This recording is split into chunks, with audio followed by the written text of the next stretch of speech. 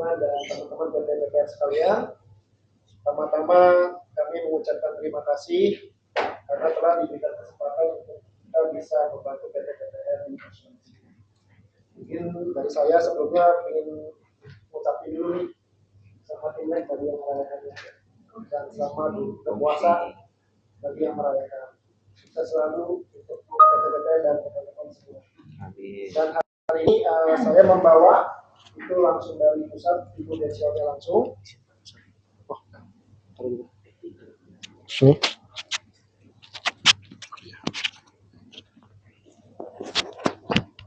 Cek, ya. Sekali lagi teman-teman semua, hari ini saya langsung membawa dari tim prudensialnya langsung untuk bagaimana secara teknis menggunakan asuransi karyawan korporatnya. Nanti secara teknis akan dijelaskan langsung oleh Pak Denny dan Pak Bagas. Beliau ini sudah banyak membantu banyak banget perusahaan yang cukup bonafit juga, kayak Pertamina, beliau yang langsung turun tangan langsung.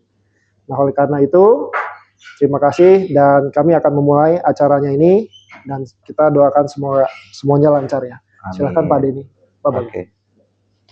Baik. Terima kasih Pak Hendro. Selamat pagi Bapak dan Ibu sekalian. Perkenalkan nama saya Denny. Salam kenal Pak Sandi. Oke, seperti yang tadi sudah diinformasikan Pak Hendro, jadi hari ini, pagi ini mungkin ya, kita diberi kesempatan untuk menjelaskan kontrak polis yang memang sudah dibeli oleh perusahaan. Kebetulan kartu pesertanya sudah diterima sama Pak Edi, mungkin nanti akan dibagikan ya. Oke, saya langsung aja. Jadi ini slide pertama di sini hanya menginformasikan saja kontrak polis itu seperti apa sih dalamnya. Jadi ini cuma summarize aja. Karena ini kontraknya berdasarkan atas nama perusahaan, maka pemegang polisnya adalah perusahaan. Kalau individu berarti akan atas nama individu tersebut. Nah, karena ini perusahaan, jadi pemegang polisnya adalah atas nama perusahaan. Dan di sini ada nomor polisnya. Nomor polis di sini akan tertera di dalam kartu peserta masing-masing. Selain ada nomor peserta, nomor polis, ada nomor pesertanya juga, ada nomor kartunya juga. Jadi lengkap di dalam satu kartu untuk peserta. Kontrak polisnya di kami ini per tahun, jadi per 12 bulan. Nah, kebetulan kontrak polisnya ini sudah berjalan di bulan Januari kemarin, per tanggal 5. Jadi nanti kalau misalnya ada teman-teman karyawan yang memang sudah ada melakukan rawat inap, setelah 5 Januari boleh bisa diklaimkan ke kami secara reimbursement. Karena memang kartunya baru jadi kemarin nih, baru diterima juga. Nah, akan berakhir di tanggal 4 Januari di tahun depan. Jadi tepat 12 bulan. Nah, pertanggungan di sini adalah peserta yang didaftarkan di dalam kontrak polis di sini. Di sini ada pastinya peserta intinya adalah karyawan. Jadi Bapak dan Ibu di sini pasti akan terdaftar di dalam polis di sini plus sama keluarga. Nah, khusus untuk keluarga memang sudah diset sama manajemen atau perusahaan. Hanya beberapa level tertentu saja yang mendaftarkan keluarga. Jadi ada beberapa level yang lainnya yang tidak mengikutkan keluarganya. Jadi hanya si karyawannya saja.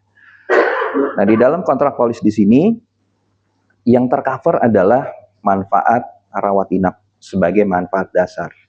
Ada manfaat tambahan yaitu rawat jalan yang pastinya nanti akan berhubungan dengan yang tadi. Ada beberapa level yang mendaftarkan keluarganya, itu pun mendapatkan fasilitas tambahan untuk rawat jalan. Tapi teman-teman yang lain itu hanya mendapatkan manfaat rawat inapnya saja. Oke, ini adalah agenda hari ini. Mudah-mudahan sebelum jam 12 kita udah selesai semua. Ada 6 agenda. Yang pertama adalah manfaat dan ketentuan. Nanti akan dijelaskan benefit apa aja yang tercantum dalam benefit rawat inapnya, benefit rawat jalannya juga. Pengecualian di sini adalah hal-hal yang tidak dijamin oleh asuransi. Jadi di luar pagar asuransi itulah yang nggak akan di-cover. Tapi di dalam pagarnya asuransi itu yang akan di-cover. Itu yang akan dibayarkan oleh asuransi.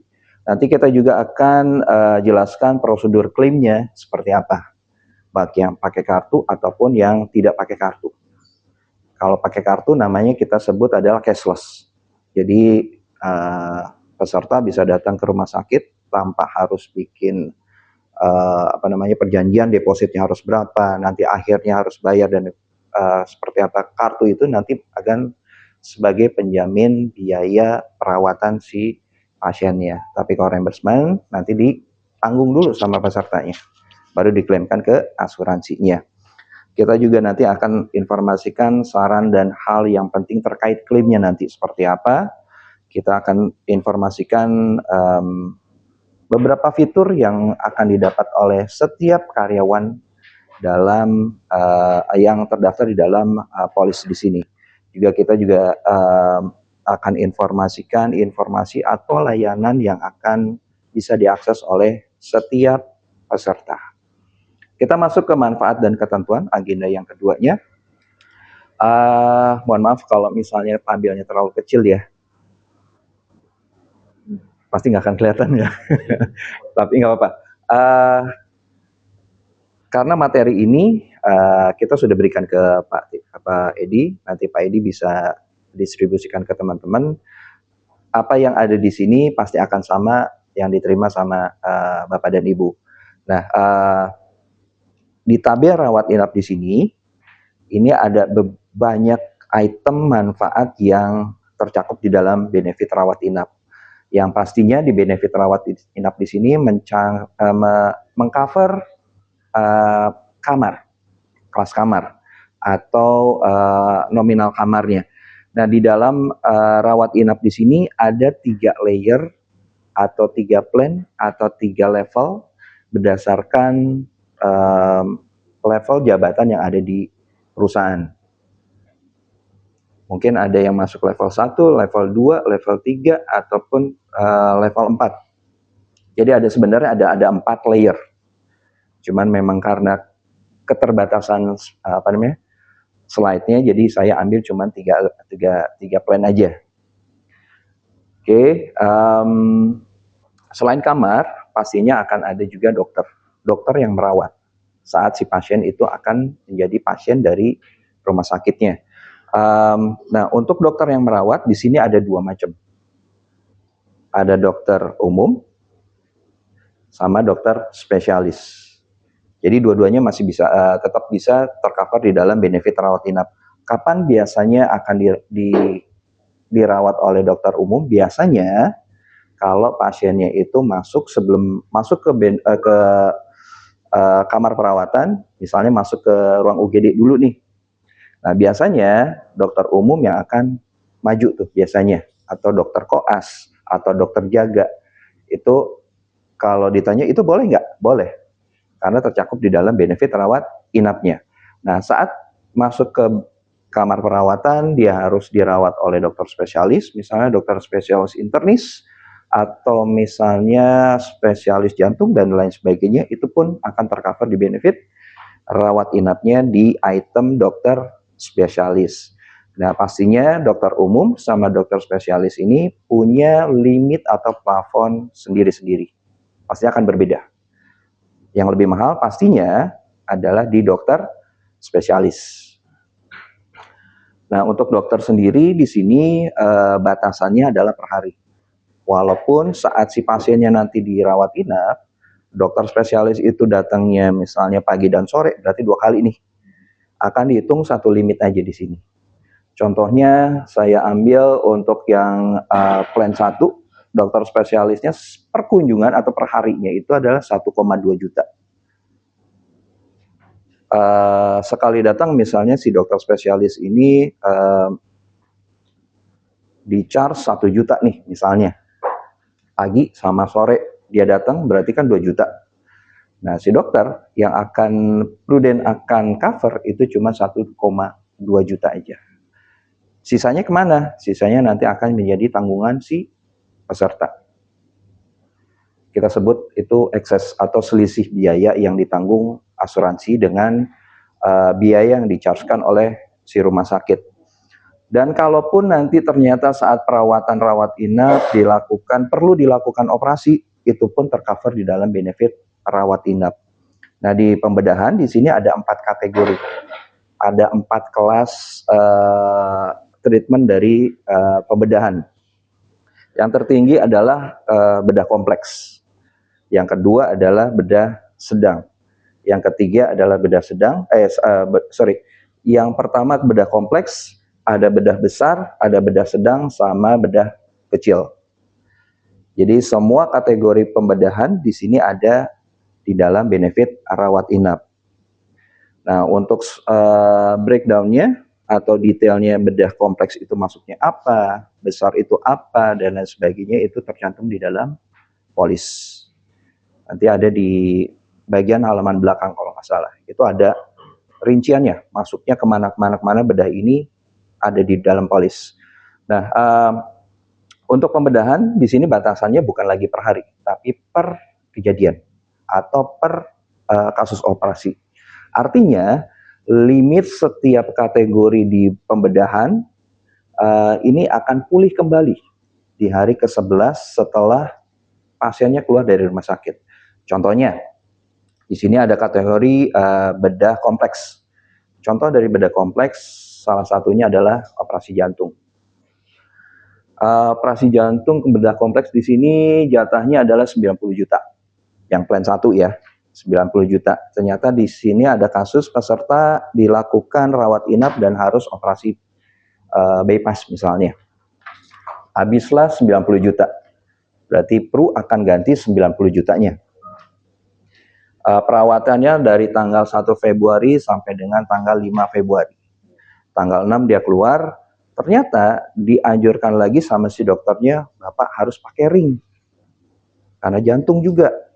Tapi bulan depan biar recovery dulu, biar kuat dulu badannya. Balik lagi ya nanti tanggal 5 Maret misalnya. Karena tanggal 5 Maret dia keluar tanggal 6 Februari dia masuk ke tanggal 5 Maret, itu kan lebih dari 10 hari. Maka 90 jutanya itu akan pulih kembali. Pesertanya bisa operasi jantung untuk pasang ring dan akan di cover full 90 juta. Itu untuk penyakit yang sama. Jadi ada masa tunggunya 10 hari. Di hari ke-11 limitnya akan pulih kembali untuk penyakit yang sama. Kalau itu kasusnya operasi. Tapi kalau kasusnya penyakit biasa nih, misalnya demam berdarah ataupun tipes, harus dirawat inap. Dia dirawat inap misalnya 5 hari. Habis obat-obatannya misalnya 20 juta, itu akan di cover. Nah, limit obat-obatannya itu akan pulih kembali di hari ke-11 setelah pesertanya keluar dari rumah sakit. Jadi misalnya 1 Februari dia dirawat karena tipes, tanggal 4 dia pulang, tanggal 5 dia pulang, berarti 10 hari ke depan limitnya itu akan pulih kembali. Dia bisa masuk lagi dengan penyakit yang sama, tipes juga. Tapi menjelang 10 hari dia masuk lagi tapi sakitnya demam berdarah. Karena tipes sama demam berdarah berbeda, maka limitnya masing-masing. Nggak perlu nunggu 10 hari lagi. Gitu. Oke, selanjutnya adalah di sini ada namanya perawat pribadi selama dan setelah rawat inap. Maksudnya di sini perawat pribadi di sini adalah ada tambahan tenaga medis yang direkomendasikan oleh dokter saat si pasiennya dirawat di rumah sakit atas si penyakitnya. Mungkin aja ada beberapa sakit yang memang harus ditangani khusus oleh si tenaga medis. Dan tenaga medisnya ini nggak boleh milih, nggak boleh request dari si pasiennya. Pengen yang montok misalnya, pengen yang cantik, yang gagah, yang tegap dan lain sebagainya, itu nggak boleh. Jadi memang tersedia di rumah sakit sama rekomendasi dari dokter ya kita terima. Kita percayakan sama si dokter dan rumah sakit, tenaga medisnya mereka adalah orang-orang yang handal. Oke. Nah, di sini pun untuk perawat pribadi batasannya adalah per hari. Jadi akan diganti si jasa tenaga medis tambahannya itu di luar dari biaya admin, obat dan lain sebagainya itu akan tercover di 500.000 untuk plan yang satu. Begitu juga kalau misalnya sebelum dirawat inap ternyata si pasien ini dijemput sama ambulans. Karena mungkin kolaps di kantor, harus dijemput pakai ambulans, itu pun akan tercover di benefit rawat inap. Tapi ambulans di sini hanya berupa ambulans darat, bukan ambulans udara ataupun ambulans laut. Nah, ambulans di sini akan tercover juga kalau ujung-ujungnya rawat inap si pesertanya. Jadi misalnya ada kasus satu peserta dia kolaps di kantor, dijemput pakai ambulans, diantar ke rumah sakit, masuk ke IGD, ternyata kurang dari 6 jam dia udah pulang, udah seger lagi karena udah diinfus. Nggak ada kasus rawat inapnya, maka ambulansnya tidak tercover. Tapi kalau udah dijemput sama ambulans, masuk IGD, ternyata lanjut ke rawat inap, misalnya cuma 1 malam, ambulansnya akan cover. Benefit kamarnya juga akan keluar. Benefit dokternya juga akan keluar. Obat-obatannya juga akan keluar. Oke. Selanjutnya, kita masuk ke pengobatan sebelum dan setelah rawat inap. Jadi, perawatan ini memang termasuk perawatan rawat jalan, tapi bisa masuk ke benefit rawat inap selama endingnya itu dirawat inap. Kalau rawat jalan biasa misalnya cuman konsultasi kasih obat, endingnya nggak rawat inap, ya berarti akan memotong benefit rawat jalannya aja. Tapi kalau endingnya dirawat inap, maka perawatan sebelum dan setelahnya itu bisa diklaimkan ke dalam benefit rawat inapnya, tanpa memotong benefit rawat jalannya. Nah, batasannya di sini adalah per kejadian. Per kejadian artinya per kejadian di sini bisa pulih kembali di hari ke-11. Jadi masa tunggunya 10 hari. Hari ke-11 pulih lagi. Terus begitu terus sampai dengan 1 tahun. Lanjut, kita ada namanya perawatan darurat rawat jalan. Namanya darurat rawat jalan, namanya darurat adalah sesuatu hal yang memang harus ditangani segera. Yang termasuk darurat itu seperti apa sih? Ada di sebelah kanan, contohnya. Kayak misalnya serangan jantung pertama kali, itu kan memang harus ditangani langsung ya, harus segera mungkin. Itu antara hidup dan matinya seseorang. Begitu juga kalau misalnya ada ada satu kejadian dia kejang-kejang karena panas tinggi di atas 39 derajat misalnya. Itu juga termasuk dengan darurat. Begitu juga kalau misalnya ada muntaber sampai dehidrasi, itu juga boleh dikatakan darurat. Dan di sini perawatan darurat di sini tidak hanya karena penyakit aja. Bisa juga karena kecelakaan. Kecelakaan di sini luas. Bisa kecelakaan jalan raya, bisa kecelakaan di rumah, bisa di kantor, bisa pas jam kerja, ataupun pas weekend. Pokoknya judulnya karena kecelakaan, bisa masuk juga ke benefit perawatan darurat rawat jalan. Oke. Selain itu juga ada namanya perawatan gigi akibat dari kecelakaan. Nah, nyambung sama yang tadi nih. Darurat rawat jalan karena kecelakaan. Karena akibat dari kecelakaannya, impact-nya itu ada di area gigi, maka bisa diklaimkan di dalam benefit perawatan gigi akibat dari kecelakaan. Jadi kuncinya ada 2. Kecelakaan, kunci yang keduanya adalah impact-nya ada di area gigi. Nah, tapi perawatan gigi di sini tidak mencakup cabut, tambal, atau perawatan akar gigi, atau operasi gigi bungsu. Itu di luar dari benefit yang perawatan gigi akibat dari kecelakaan. Jadi cuman untuk perawatan akibat impact dari kecelakaan yang adanya di area mulut dan gigi. Misalnya kepleset, bibirnya jadi pecah, harus dijahit, itu bisa diklaimkan di sini. Atau misalnya pulang kantor, buru-buru, ngejar beli takjil misalnya, ketabrak atau kesenggol, giginya patah karena ngebentur aspal misalnya. Berdarah, gusinya sobek, harus dijahit, itu bisa. Tapi untuk ganti gigi yang patah pakai gigi palsu nggak tercangkum dalam benefit ini. Dan di sini batasannya adalah per kejadian dan per kecelakaan. Artinya limit di sini bisa pulih kembali di hari ke-11. Jadi masa tunggunya 10 hari. Oke, nah yang unik di dalam benefit rawat inap di sini ada namanya pembedahan lagi nih di bawah. Namanya adalah pembedahan tanpa rawat inap. Karena judulnya tanpa rawat inap, jadi nggak ada hubungannya sama pembedahan yang ada di atas. Kalau yang di atas, ini bisa tercover selama ada rawat inap dan dilakukannya di ruang khusus operasi. Tapi kalau untuk yang poin 16, yang tanpa rawat inap, tidak harus diikuti dengan benefit kasus rawat inap, dan dilakukannya bisa langsung di kamar praktek si dokter. Jadi nggak perlu masuk ke ruangan operasi. Nggak perlu harus ada tim anestesi atau tim bedah dokter bedahnya. Nah, kalau untuk yang one day surgery atau bedah tanpa rawat inap, ini bisa langsung dilakukan oleh si dokternya di ruang prakteknya. Contohnya apa? Contohnya kayak cabut kuku, hilangin kutil, atau operasi tai lalat yang memang ada indikasi medisnya, dia gatal-gatal, merah-merah dan lain sebagainya harus diangkat, itu pun boleh. Atau kayak misalnya cantengan atau kapalan, itu juga bisa masuk ke dalam benefit pembedahan tanpa rawat inap atau one day surgery. Begitu juga kalau misalnya perawatannya dilakukan melalui atau penjaminnya adalah BPJS.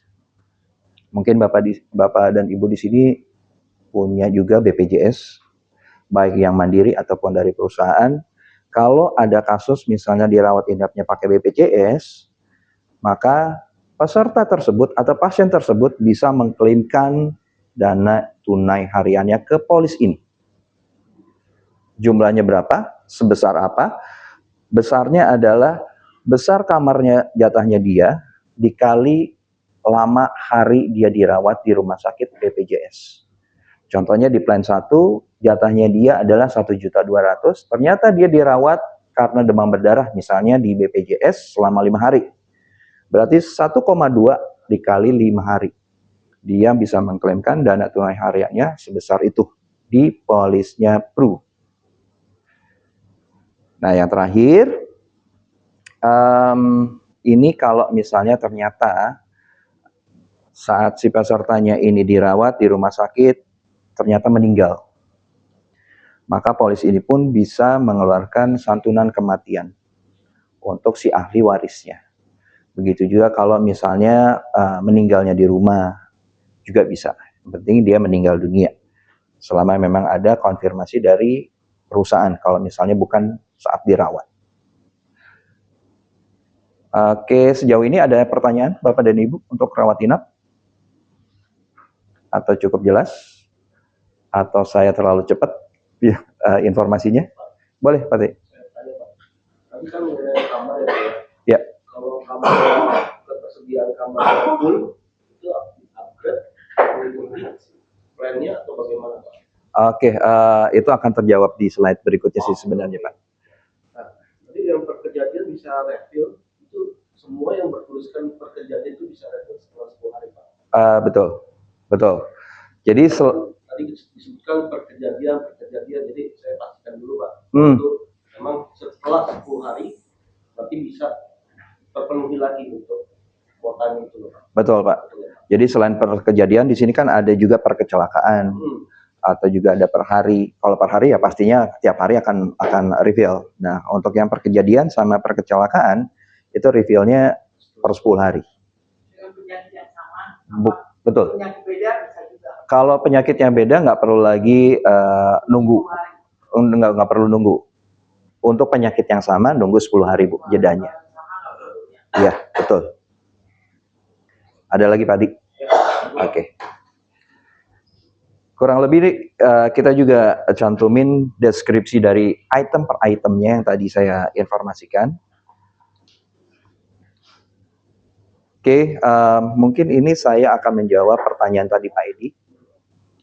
Jadi kalau misalnya si peserta itu jatahnya di polisnya Pru adalah 1,2 misalnya, ternyata dia masuk ke rumah sakit 1,2-nya nggak ada nih, adanya lompat ke 2 juta.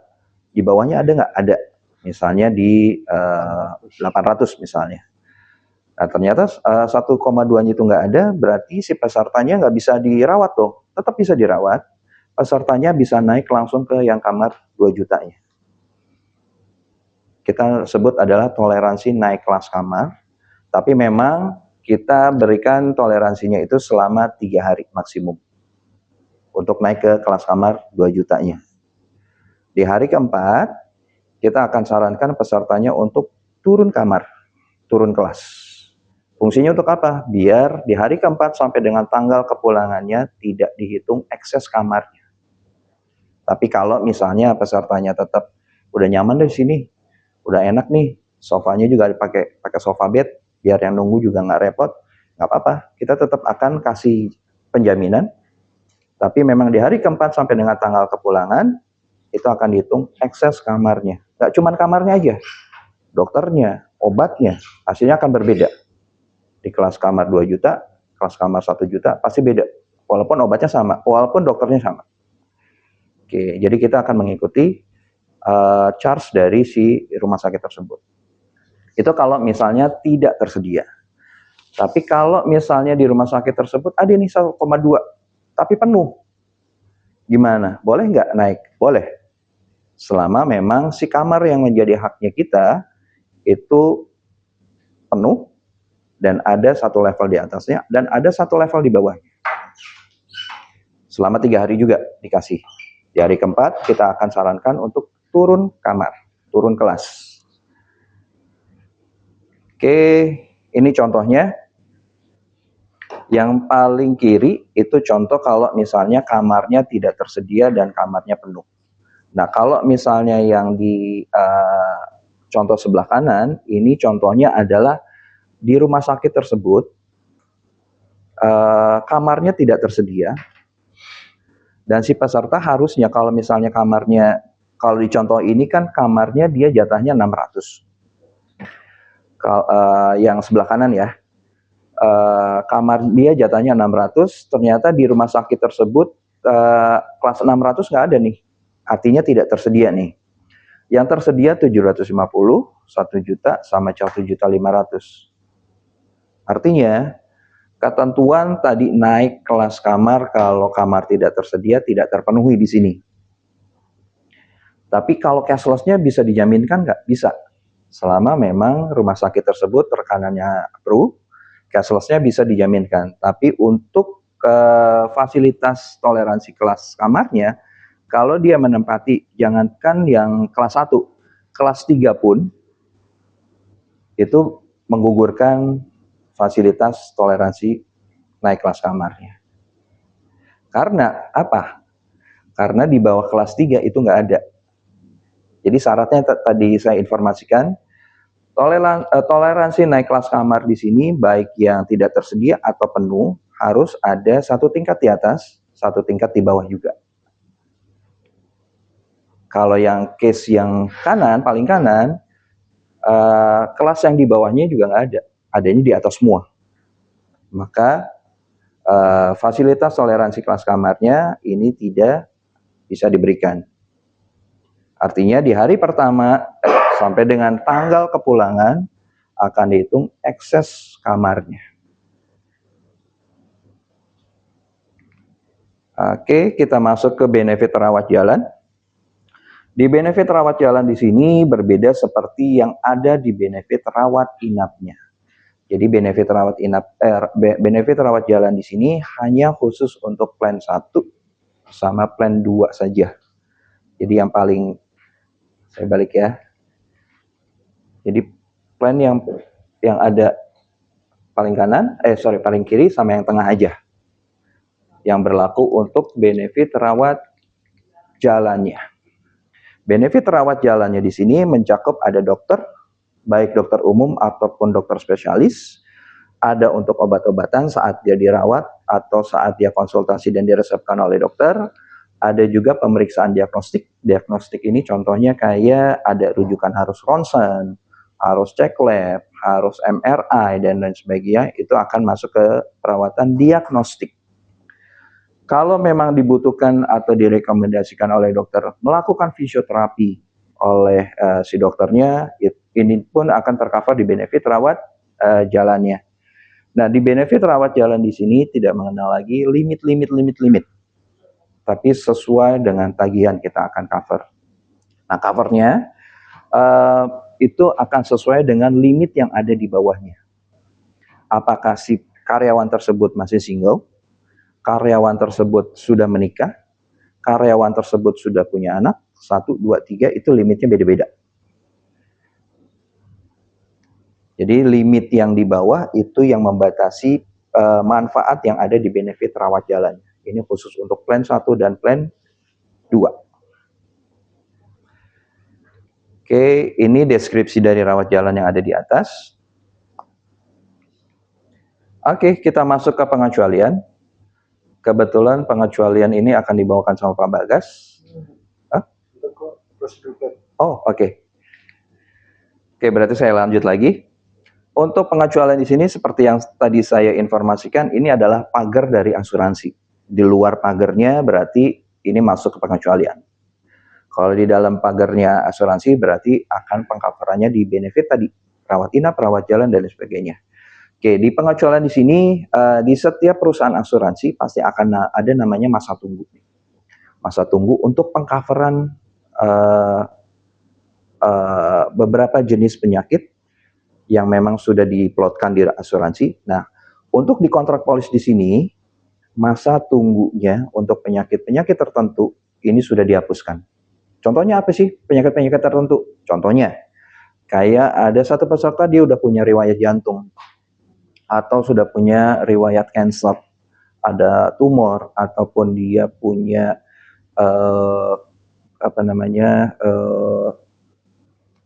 autoimun, itu sudah tercover di dalam polis ini.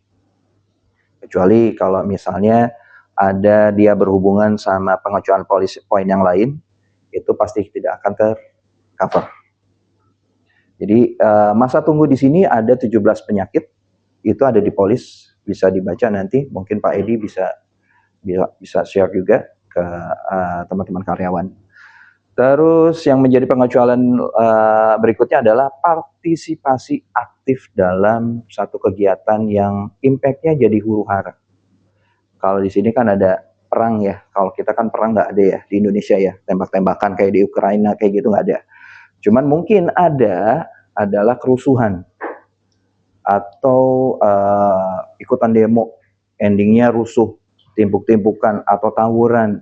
Nah, kalau pesertanya ini sebagai partisipasi dalam kerusuhan tersebut dan dia harus dirawat di rumah sakit karena mungkin ketimpuk atau kepukul, pelipisnya sobek ataupun tangannya patah dan lain sebagainya, semua perawatannya itu tidak akan tercover di dalam polis ini. Karena apa? Karena dia sebagai partisipasi aktif. Tapi kalau dia sebagai korban saat ada kerusuhan, dia nggak sengaja nih lewat ke situ, lagi ada tawuran ataupun lagi ada demo, dia kena lemparan batu dan harus dirawat, dijahit di rumah sakit, itu bisa ke cover karena dia sebagai korban, bukan partisipasi aktif. Begitu juga yang menjadi pengecualian adalah melakukan tindak ilegal.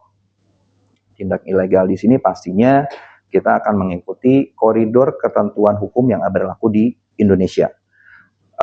Contohnya seperti apa? Ada penyalahgunaan minuman keras, obat-obatan, terus juga melanggar aturan hukum yang berlaku di Indonesia. Contohnya paling simpel adalah naik motor nggak pakai helm, jatuh harus dijahit misalnya, itu pun tidak tercover di sini.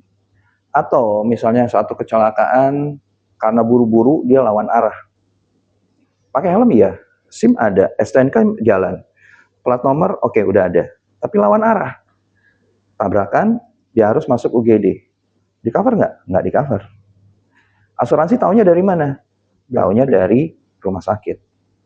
Biasanya rumah sakit kan suka, kalau kenapa ini celakanya di mana, bla bla bla, karena apa? ya itu ngelawan arus. Berarti dia nanti akan report ke asuransinya si rumah sakitnya. Begitu juga kalau misalnya memang kecelakaannya agak lumayan parah, ada harus melampirkan kronologis dari kepolisian, BAP, berita acara kecelakaannya nanti. Itu adalah hal yang berhubungan dengan tindakan ilegal yang menjadi pengecualian polisnya asuransi. Melukai diri sendiri, percobaan bunuh diri ataupun bunuh diri, ini juga termasuk dalam pengecualian. Terus medical check up. Nah, medical check up di sini masuk pengecualian kalau si pesertanya itu dia datang ke lab tanpa rekomendasi atau rujukan dokter. Jadi cuman minta cek rutin mungkin setiap setahun sekali, mau cek darah atau gula lemak dan lain sebagainya. Tapi kalau MCU-nya ini ada rujukan dokter atas indikasi medis, itu akan tercover. Baik rawat inap ataupun rawat jalannya nanti. Jadi kuncinya adalah harus ada indikasi medis dan rujukan dokter untuk MCU. Imunisasi sama vaksin, karena di sini mau peruntukannya untuk anak, maka tidak tercover.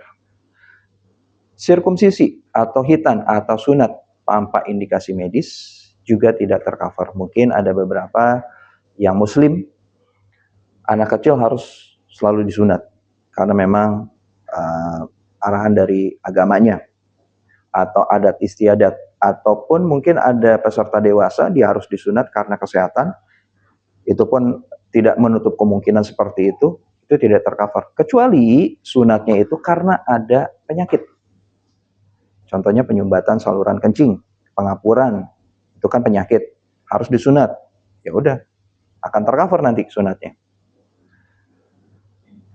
Terus penggunaan kontrasepsi ataupun ketidaksuburan, sterilisasi karena memang tidak disertakan dengan keluarga berencana, maka poin ini tidak tercover untuk KB-nya, untuk sterilisasi dan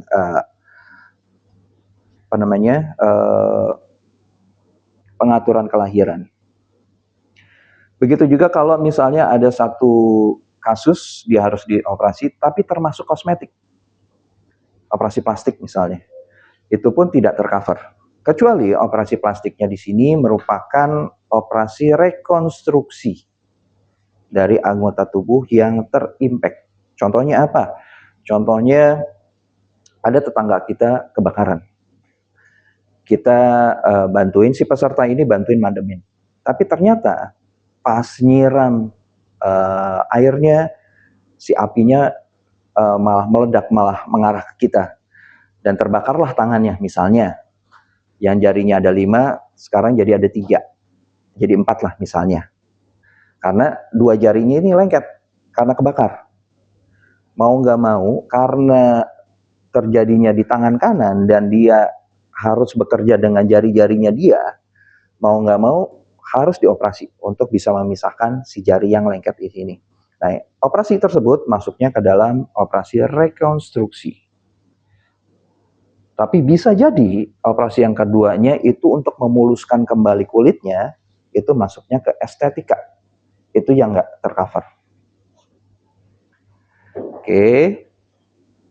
Terus penyakit atau cedera tubuh akibat dari reaksi nuklir, radiasi, dan kontaminasinya. Selanjutnya, penyakit yang memang berhubungan sama penyakit bawaan lahir dari si peserta, kita sebut adalah congenital ya. Penyakit atau kelainan bawaan itu tidak tercover di dalam benefit ini untuk perawatannya. Contohnya apa? Contohnya misalnya ada satu peserta dia memang sudah sumbing dari lahir. Pas kebetulan dia udah kerja, dia punya duit, mau operasi deh sumbingnya biar bagus nih si bibir atasnya. Boleh nggak? Ya boleh aja, tapi tidak tercover di dalam polis ini. Karena masuknya ke pengecualian di poin kelainan bawaan lahir. Terus semua perawatan yang berhubungan sama gangguan jiwa. Mungkin bisa juga karena stres di kantor, stres di rumah, dia jadi banyak lamun, ngomong sendiri, ketawa-ketawa sendiri. Hati-hati, Pak. Dia harus masuk ke psikiater, harus melakukan perawatan sampai sekian bulan. Nah, biaya-biaya itu tidak tercover di dalam polis ini karena masuknya ke dalam penyakit atau gangguan mental. Terus saat pengobatan, peserta misalnya diberikan ada beberapa obat dan salah satunya adalah obat herbal. Nah, obat herbalnya itu tidak akan tercover, tidak akan dijaminkan oleh asuransi. Tapi untuk obat yang non herbal itu akan di-cover oleh asuransi. Begitu juga untuk pengobatan yang sifatnya alternatif atau yang belum diakui oleh kedokteran di Indonesia ataupun kedokteran barat. Contohnya apa? Contohnya kayak Shinsei, dukun patah tulang. Itu juga nggak termasuk di dalamnya. Tapi kalau tusuk jarum itu bisa iya, bisa tidak. Bisa iyanya harus dilakukan oleh dokter di rumah sakit dan dokternya yang melakukan tusuk jarum itu harus punya sertifikasi untuk akupuntur. Tapi kalau yang melakukan akupunturnya adalah dokter, tapi dia belum punya lisensi, walaupun dia ngomongin saya Shinsei kok, saya tahu kok titik-titiknya, tetap nggak akan tercover. Lalu alat bantu. Nah, alat bantu yang tercover di asuransi di sini adalah alat bantu yang ditanamkan di dalam tubuh saat proses operasi. Contohnya apa? Contohnya kayak ring jantung atau pemasangan pen karena kecelakaan dan lain sebagainya. Jadi alat bantu yang ditanamkan di dalam tubuh saat operasi itu akan tercover. Tapi alat bantu yang menempel di luar tubuh bukan saat proses operasi itu yang tidak tercover.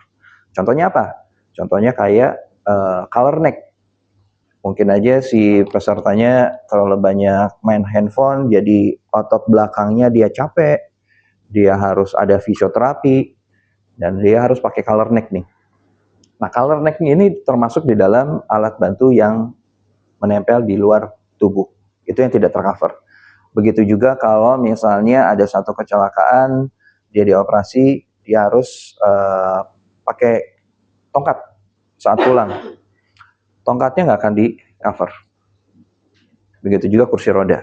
Tapi kalau kursi rodanya dipakai saat di rumah sakit, itu boleh. Kalau kursi rodanya sambil dibawa pulang, itu nggak boleh. Oke. Terus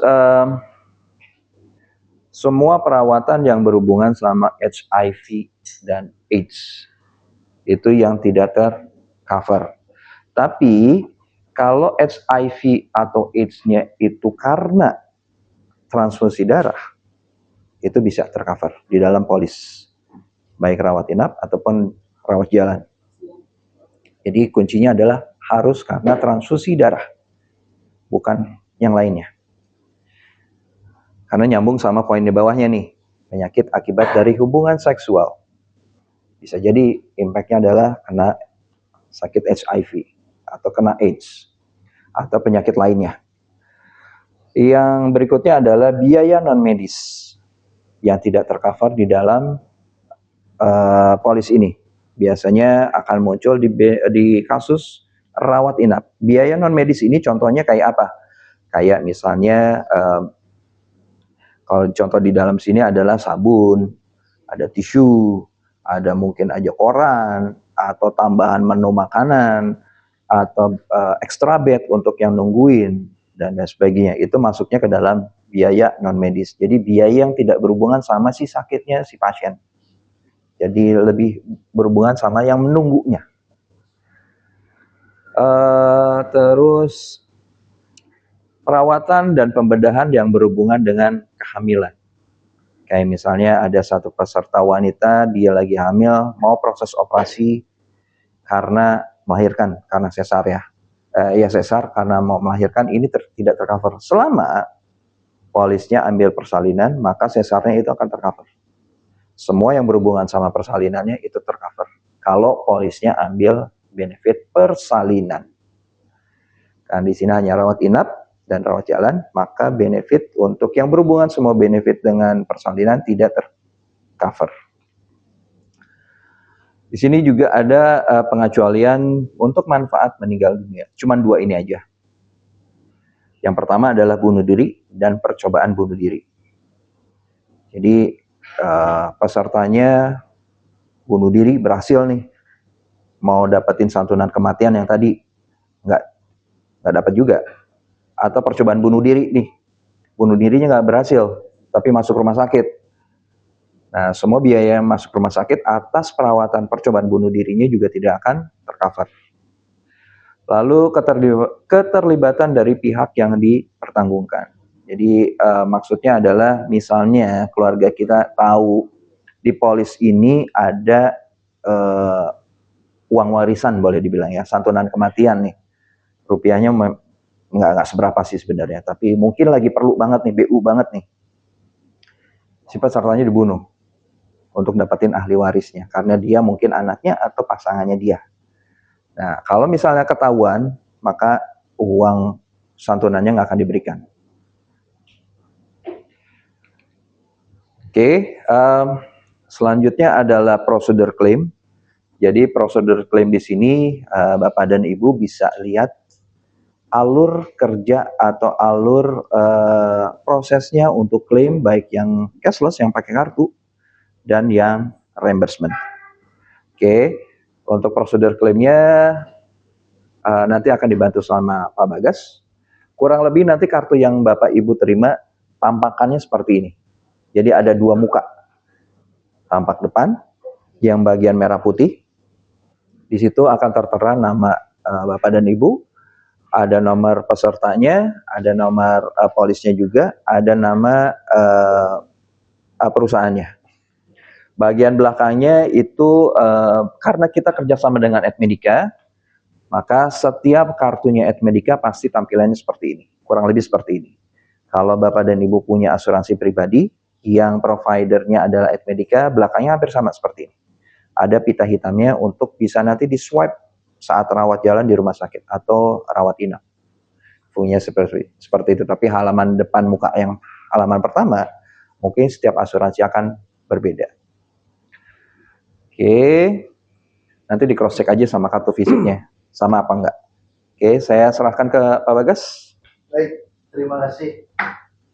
Selamat pagi Bapak Ibu. Pagi. Kalian bermain ya Bapak Ibu ya. Kasihan tadi ini bahasa soalnya. Oke, jadi ini adalah contoh kartu yang sudah kita kirimkan dan Bapak Ibu semua pasti sudah terima ya. On the way. On the way. Oh, baru kemarin. Oke. Setelah nanti kartu ini didistribusikan, anggaplah ini seperti KTP atau seperti SIM. Jangan ditinggal, jangan terselip dan sebagainya.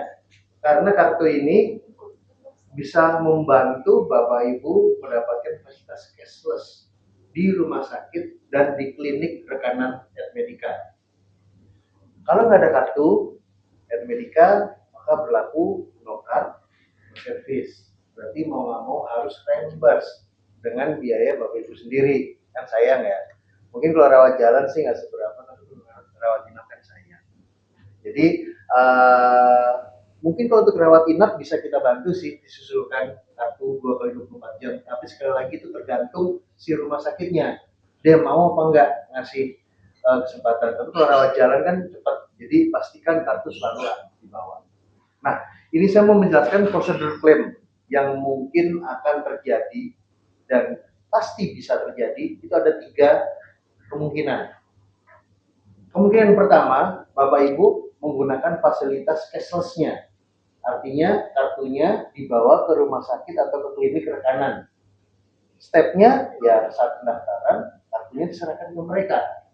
Mereka nanti akan gesek kartunya ke dalam mesin edisinya.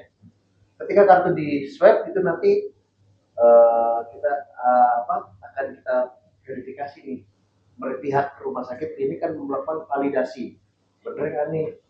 Izinnya Pak, sebelum megang dulu. Atau jangan nemu kartunya di jalan dan sebagainya. Kartunya aktif atau tidak? Bisa saja karyawannya sudah resign. Ya kan itu akan kita validasi. Setelah dicek, Admedica nanti kan mengirimkan yang namanya surat konfirmasi ke pihak rumah sakit atau klinik. Oke, bener nih, ini peserta kita dari Polis PT BPR Multi Sembada Dana. Limitnya sekian.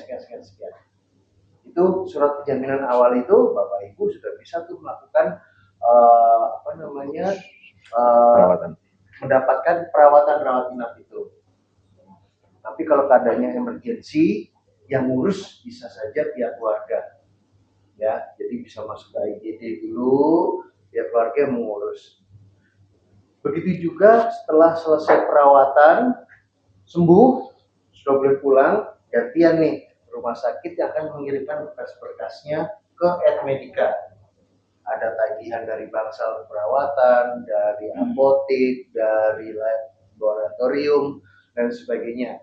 Setelah kita terima data-data dari rumah sakit, kita akan verifikasi sesuai dengan limit nggak yang seperti yang tadi dijelaskan sama Mas Denny.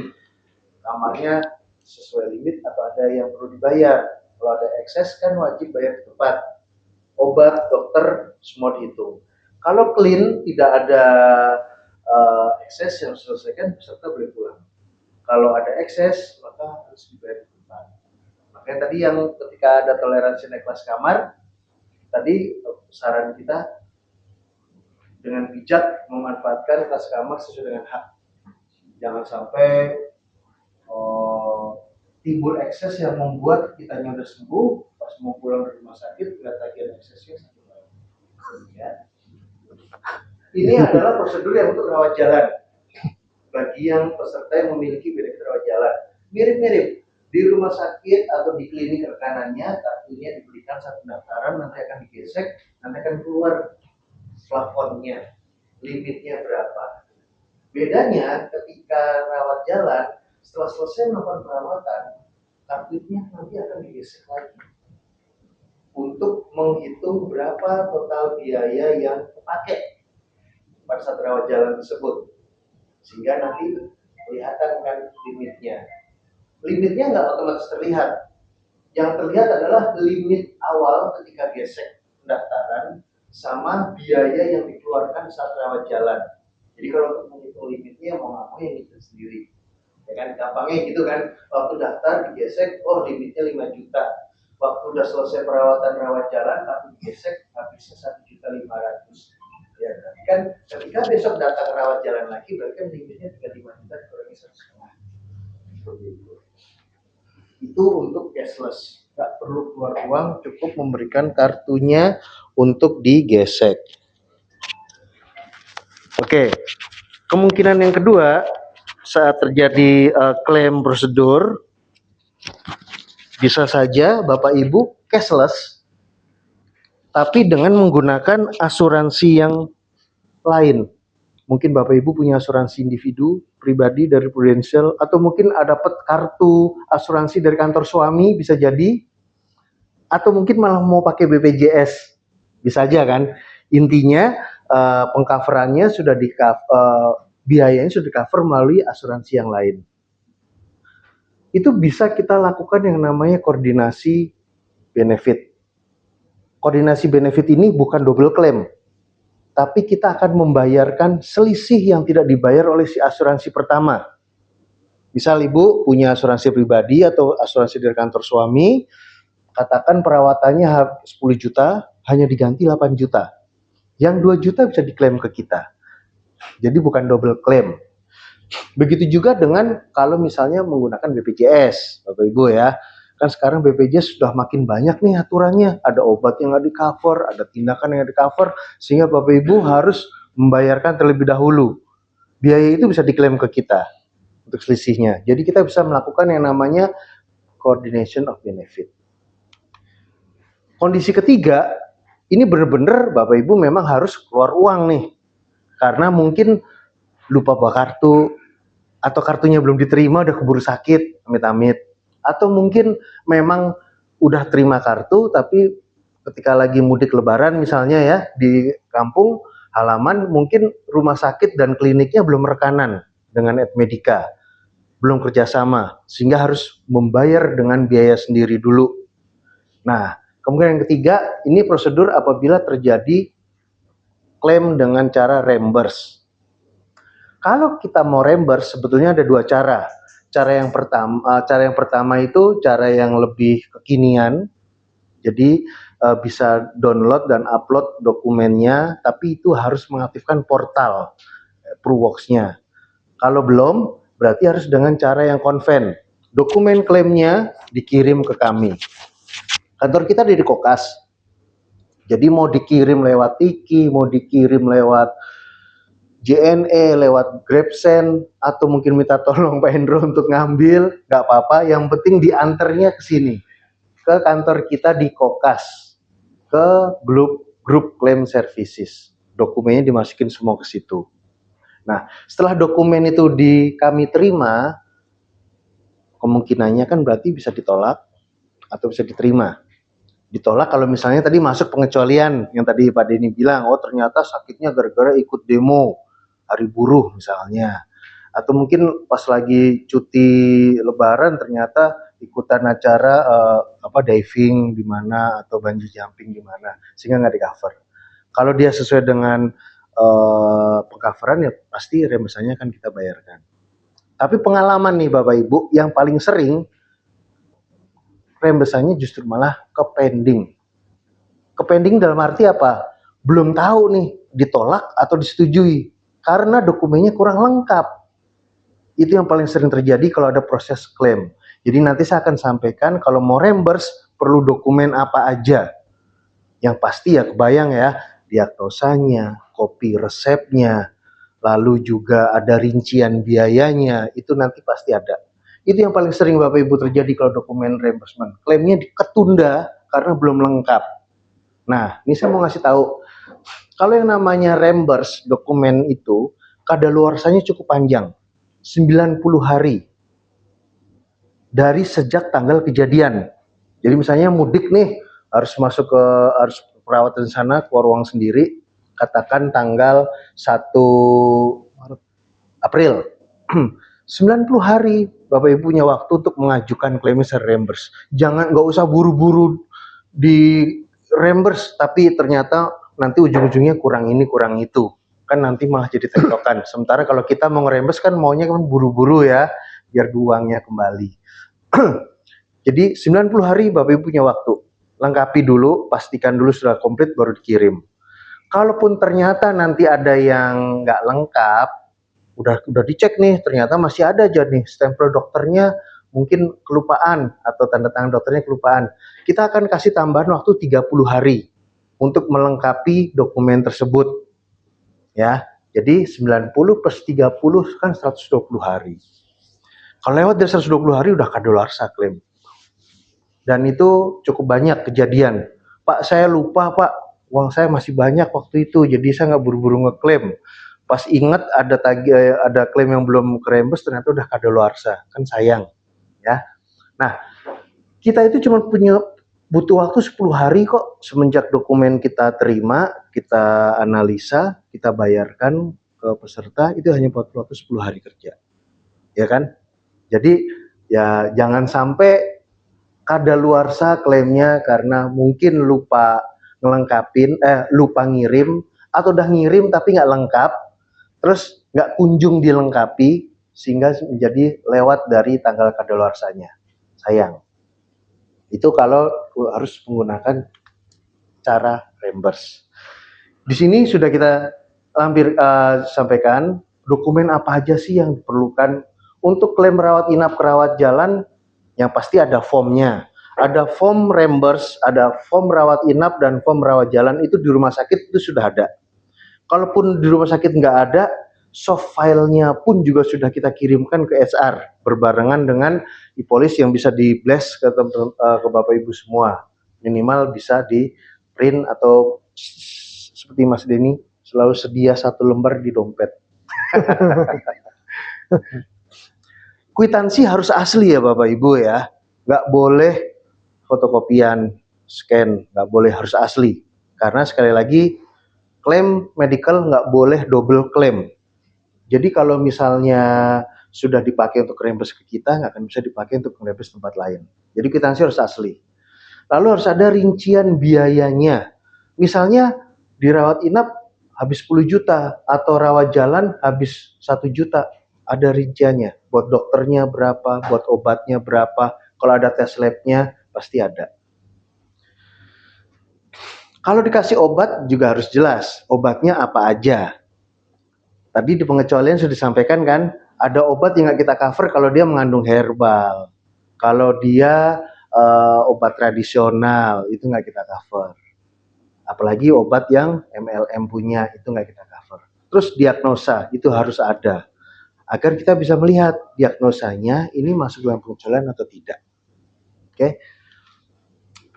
Ini santunan, ini klaim jika ingin mengajukan santunan dana tunai harian jika menggunakan BPJS. Oh ya, saya mundur sedikit. Tadi double dirawat inap ada manfaat santunan harian tunai BPJS. Jadi kan teman-teman, Bapak Ibu semua sudah pasti ikut jadi peserta BPJS ya. Dan perusahaan juga sudah membayarkan. Jadi kalau nggak digunakan juga sayang juga. Nah, kalau ada peserta yang dirawat inap dengan menggunakan BPJS, itu bisa ada dua kemungkinan yang terjadi. 100% semua dibayarin BPJS, maka teman-teman berhak mendapatkan santunan harian tunainya. Atau sama BPJS nggak dibayar semuanya, sehingga harus mengeluarkan uang sendiri, itu bisa direimburse ke kita. Tapi itu pilihan, nggak boleh ambil dua-duanya. Kalau sudah ngeklaim santunan harian tunainya, nggak bisa ngeklaim kalau ada ekses BPJS-nya. Jadi saran saya ya, ambil kalkulator dulu. Mau ngeklaim santunan harian tunainya, misalnya nih dirawat DBD pakai BPJS 5 hari. Katakan teman-teman tadi punya hak kamar yang 1 juta. 5 hari kan berarti 5 juta kan, udah dapat tuh santunan harian kamar dari Prudential. Tapi ternyata ada ekses nih, ekses obat waktu BPJS nilainya 7,5 juta. Ya better yang direimburse yang 7,5 jutanya. Tapi kalau di BPJS cuman ekses cuman 200-300 ribu, apalagi di cover sepenuhnya oleh BPJS, bisa memaksimalkan santunan harian tunainya. Jujur saya sendiri juga menggunakan ini. Waktu anak saya sakit, saya pakai B aja BPJS. Udah di cover semuanya pakai BPJS, pas udah sembuh, dapat hadiah kesembuhan dari Prudential. Lumayan buat beli hadiah kan gitu. Dokumennya yang pertama ini, ada surat eligibilitas peserta dari BPJS Kesehatan. Ini mintanya kemana? Di rumah sakit itu pasti ada di loket keuangan, di kasirnya, itu pasti ada kasir yang khusus BPJS. Itu mintanya ke situ. Dan kalau mau minta, jangan pas sudah sembuh. Dokumennya kadung dikirim ke BPJS-nya. Dan kalau rumah sakit udah ngirim dokumen ke BPJS, itu susah banget minta dokumen dari BPJS. Jadi sebelum sembuh, atau misalnya dokter udah bilang, oke, ini kalau nanti udah nggak ngedrop lagi, ntar sore udah boleh pulang ya. Nah, itu udah langsung buru-buru minta. Saya minta dong dokumen-dokumen BPJS-nya untuk saya mengajukan reimburse ke asuransi. Kalaupun nanti ternyata itu terjadi, udah telat, bisa case by case kita bantu, tapi dengan minta surat pernyataan dari si rumah sakitnya yang menyatakan bahwa memang betul peserta ini dirawat dengan menggunakan BPJS dengan diagnosa ini dari tanggal ini sampai tanggal itu. Bisa nanti kita coba bantu ajukan. Tapi mungkin akan perlu waktu yang lebih panjang. Karena kan sifatnya pengajuan, harus perlu approval, harus perlu dan sebagainya. Jadi pastikan untuk bisa mendapatkan surat eligibilitas peserta BPJS itu saat masih di rumah sakit. Jika amit-amit ada klaim meninggal dunia, kita ada santunan duka, bukan asuransi jiwa. Kalau perusahaan mau nambah asuransi jiwa, kita juga ada produknya, titipan. Tapi di dalam manfaat rawat inap itu sudah ada santunan duka, yang mungkin nilainya nggak besar ya, jadi hanya untuk mengcover biaya pemakaman dan sebagainya. Pengecualiannya tadi hanya 2 ya, bunuh diri dan meninggal dunia karena melanggar hukum. Di luar pada itu jika terjadi amit-amit klaim meninggal, akan keluar santunan duka. Form ini nanti yang melengkapi Yang dilengkapi adalah pertama fotokopi KTP pesertanya, fotokopi penerima manfaatnya atau si ahli warisnya, surat kematian, boleh asli atau kalau kopi legalisir, yang kalau meninggal di rumah sakit berarti dia ngeluarin dari dokter. Kalau meninggal di rumah berarti ngeluarin dari kelurahan biasanya. Kalau meninggalnya di jalan atau sebab nggak wajar biasanya ngeluarin dari kepolisian. Itu disubmit disertai dengan surat pernyataan dari si ahli warisnya. Ini contoh form klaim rawat inap ya. Ada 2 lembar Bapak Ibu, sebelah kiri dan sebelah kanan. Halaman pertama itu yang ngisi pesertanya. Yang ngisi dan tanda tangan si pesertanya. Halaman kedua yang ngisi dan tanda tangan si dokternya. Itu rawat inap. Rawat jalan juga sama. Ada 2 lembar. Halaman pertama yang ngisi pesertanya. Halaman kedua yang ngisi si dokternya. Oke. Ada pertanyaan dulu seputar dokumen klaim atau seputar prosedur klaim? Silakan Bu. Ya. Nah, di sini kan saya pernah ada pengalaman mengurus orang tua. Oke. Dan teman saya di Papua. Oke. Itu saya koordinasi manfaat dengan BPJS. Oh, koordinasi manfaat BPJS ya. Iya. Oke. Terus ada dengan hadiah dan namanya uang jajan. Oke. Sehari. Dan ini tanda tangan dokter yang waktu itu apa namanya? Ya, izinnya nggak turun lah ya. Saya minta saya cari dokternya. Dia marah-marah. Wah, itu nggak di cover BPJS. Nggak bisa, susah banget dapat tanda tangan dokter. Akhirnya saya akhirnya bilang, ya udah nggak apa-apa, kasih saya pernyataan aja. Karena dokter nggak mau, karena ternyata di lapangan banyak dokter yang tidak tahu koordinasi manfaat ini. Oke. Jadi kami dibilang kan nggak tahu BPJS semuanya. Sekarang itu bilang ya itu manfaat, itulah apa namanya manfaat tambahan saya ikuti. Ya. Bagaimana kondisi yang saat itu kalau produk potensial? Oke. Yang Ibu tanyakan berarti ini lebih kepada polis individu orang tuanya ya? Enggak, kalau kan tadi ini kan ada koordinasi manfaat. Oke. Misalnya kita nanti mau ada lengkapi form-form ini, Oke. dan dokternya tidak berkenan, Oh. kita seperti apa nih? Apakah boleh Oke. ada pernyataan? Ya, jadi kembali lagi ke kelengkapan dokumen klaim untuk santunan harian tunai ya. Di sini sebetulnya bisa digantikan dengan surat keterangan yang dikeluarkan oleh si rumah sakit. Ada, syukur-syukur bisa ini ya, form klaim, fotokopi surat eligibilitas peserta, surat medis dari dokter, rumah sakit dan sebagainya.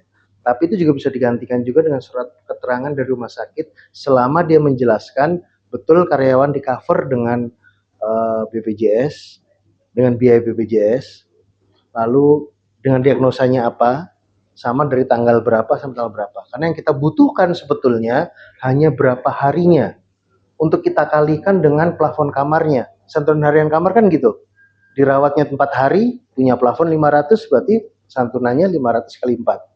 Dirawatnya 7 hari dengan plafon 500, berarti 500 kali hari dirawat. Yang kita butuhkan hanya itu. Lalu jika ada pertanyaan yang tadi dokter keberatan, bisa saja disampaikan bahwa ini bukan double claim. Karena klaim medical itu memang nggak boleh double claim. Berbeda dengan polis jiwa. Kalau asuransi jiwa mau punya berapa polis pun juga boleh. Tapi kalau kesehatan itu tidak. Karena itu kita memang nggak mau mengganti berapa yang dikeluarkan BPJS. Kita hanya mau mengganti santunan, istilahnya uang jajan selama berapa hari dirawat. Ibu nanti boleh tunjukkan saja tabel manfaat kita bahwa memang ada. Ya.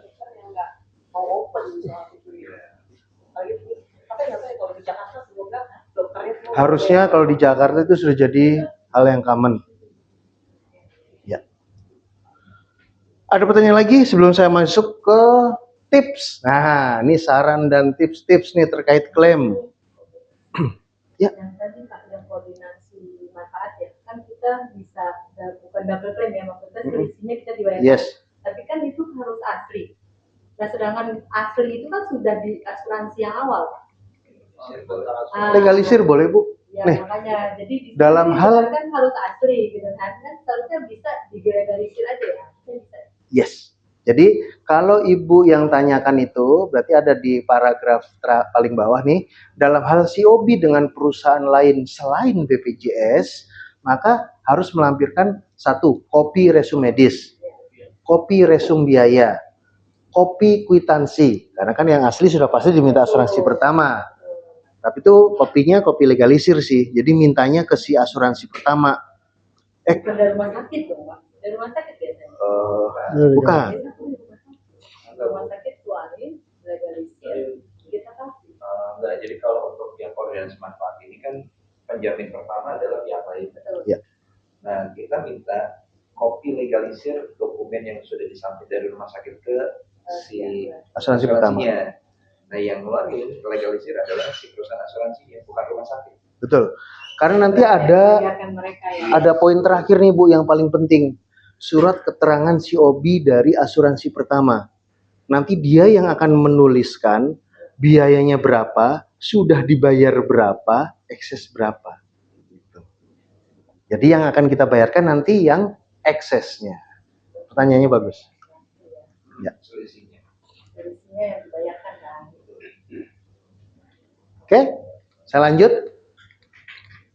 Saran yang pertama, ini tadi sudah saya duluan malah bilang, selalu membawa kartu asuransi ya.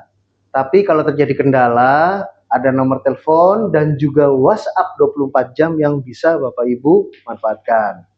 Ya kan, kalau telepon mungkin kadang lagi berisik di rumah sakit, ya adalah WhatsApp aja. Ada di 0811 84 kali 590. Terus tadi dokumen klaim jangan lebih dari 90 hari ya. Soalnya ini nanggung Pak, tinggal kurang satu dokumen lagi aja nih. Cuman dokternya lagi liburan 2 bulan belum pulang-pulang gitu. Jangan, tetap kirimkan aja dulu kalau memang terpaksa begitu. Kan nanti akan kita kasih tambahan 30 hari lagi untuk melengkapi. Biar argonya jadi 120 hari. Oh, berarti ini masih paper base ya. Kirimnya manual juga. Iya, untuk cara yang konven. Ada dua cara yang kedua tadi yang tapi harus mengaktifkan portal. Nanti akan saya jelaskan di slide setelah ini. Ya. Terus kalau mau ngajuin klaim, pastikan dalam bahasa Indonesia atau kalau di luar negeri harus ada bahasa Inggrisnya. Cina. Ya, jadi kalau liburannya mungkin ke China, ke India atau kemana, form klaimnya pastikan ada bilingual bahasa Inggrisnya. Ya. Terus rawat inap harus dilakukan di rumah sakit ya, jangan di klinik atau di rumah bersalin. Kan kadang ada tuh yang adanya rumah bersalin, terus dirawat inap di situ itu nggak bisa. Dan rawat inap itu atas rekomendasi dokter, harus ada indikasi medisnya. Wah, saya punya kenalan saudara dokter nih, udah deket, dok, saya malas kerja nih, mau dong saya dirawat nih, saya lagi stres. Itu nggak bisa. Harus ada indikasi medisnya. Gangguan mental. Begitu juga check up, medical check up.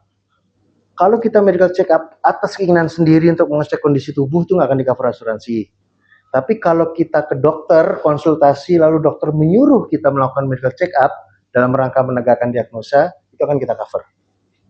Contoh paling sering waktu itu ketika saat terjadi badai COVID.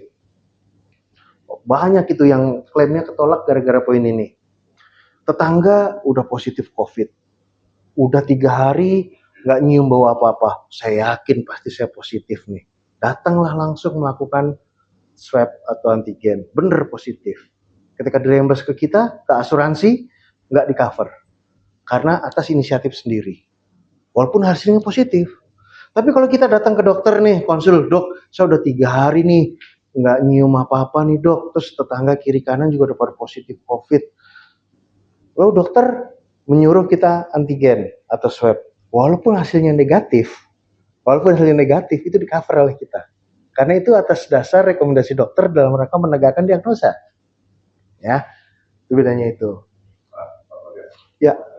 Kalau tadi yang rawat inap, Oke. coverage-nya itu bisa juga untuk di luar negeri nggak? Itu medical ya. Pengcoveran kita worldwide. Worldwide ya. Ya, tapi di luar negeri berlaku reimburse kan? Dengan limit yang Bapak miliki di Indo. Karena kalau Iya. Bapak mau ke Pineng gitu kan? Ya. Bisa ya. Bisa Pak, tapi reimburse ya Pak. Bebas. Lalu nanti diklaim ke kita akan ganti sesuai dengan limit yang Bapak miliki di Indo. Oke. Nah kalau yang untuk rawat inap yang IGD itu apa aja yang bisa ditambah? Di IGD? Iya IGD kayak bisa. Itemnya Jadi enggak rawat inap, tapi maksudnya dia IGD terus habis itu pulang. jadi rawat inap gitu loh setelah. Oke, berarti masuk kembali ke slide ini ya berarti ya. Ya. Jadi pada poin di benefit 12, 13, 14, 15, walaupun ini ada di rawat inap, tapi ini semua bentuknya rawat jalan nih. Rawat jalan darurat karena kecelakaan atau rawat jalan darurat karena kondisi emergensi yang mengandung nyawa. Contohnya muntah berak, disertai dehidrasi, lalu kejang, panas tinggi di atas 40, luka bakar status 3, serangan jantung, asma, tidak sadarkan diri, peserta harus dilarikan ke UGD, itu bisa di cover dalam benefit rawat inap ini Pak, walaupun bentuknya rawat jalan. Kalau hipertensi nggak masuk.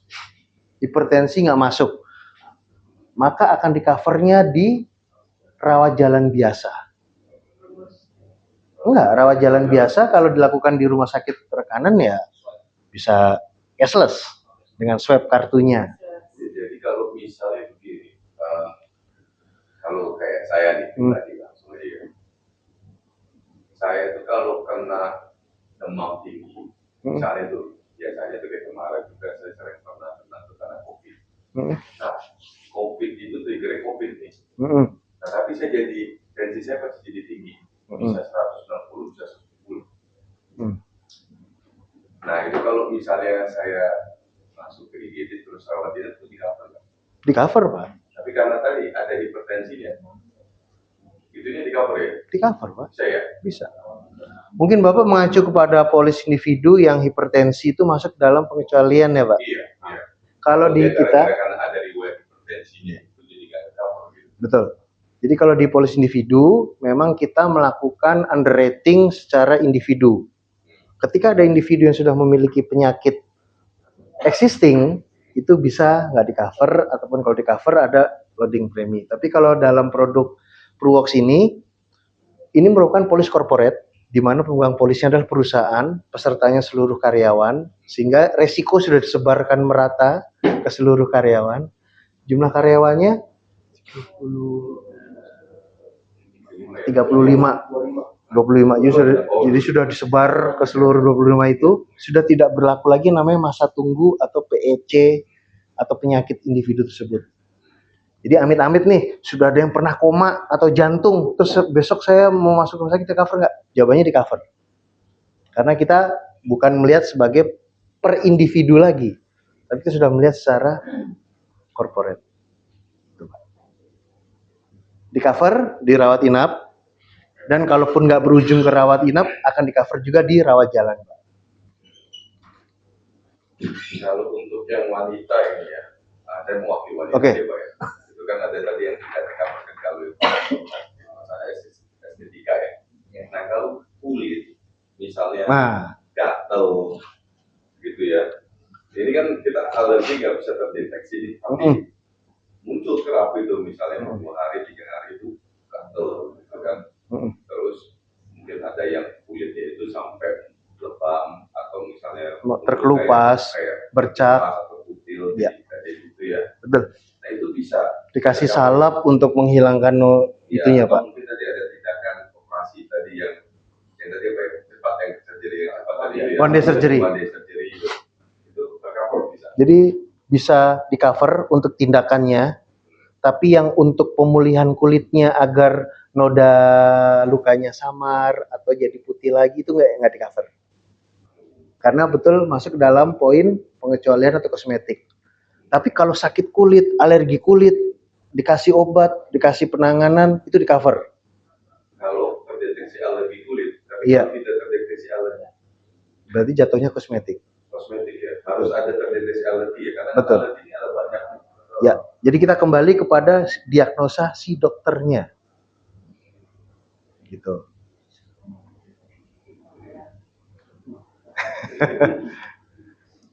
Ada itu alergi nggak Iya. gitu. Iya, betul, Pak. Tapi biasanya ada tanda akibat dari alerginya tuh, Pak. Biasanya suka kayak bentol Makan- besar gitu. Terus ada biasanya kan dokter ada ukuran bentolnya seberapa, itu alerginya masuknya ke sana.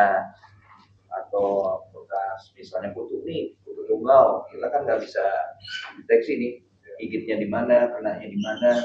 Taunya sejam kemudian udah bisa sesak, terus gatal, terus misalnya digaruk-garuk jadi iritasi.